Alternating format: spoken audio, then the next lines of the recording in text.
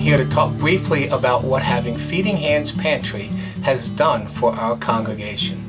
The first and most important thing that I want to talk about is what this has done is it's opened up the opportunity for our church to more fully commit to what God has called the church to do. Through the pantry, we have an opportunity to do evangelization, we have the opportunity to do discipleship, and we have opportunity to care for people who cannot care for themselves, which is a very important theme in Scripture.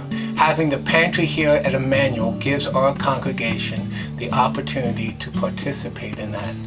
The other thing that it's done for our church, and I say other things, there's a ton of them, but this is not supposed to be 2 hours and 20 minutes. It's supposed to be about 2 minutes, so I'm going to say one other thing. The other thing that it's done is it's given our church an opportunity to take a risk, to step out and trust in God, and to see God answer those prayers. And I'm going to give you a couple of examples.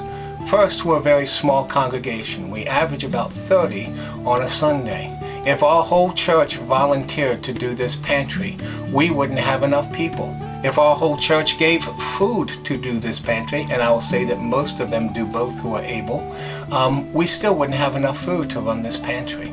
But God brought Lois and Ursula to us, and we partnered together with Feeding Hands Pantry, and we have a pantry running in our church. It's much more than we could accomplish on our own, and we got to watch that happen. We got to see God take the space we did not think was big enough and see what God did, that we're moving more families through each week and still being able to spend time with them than we ever imagined possible.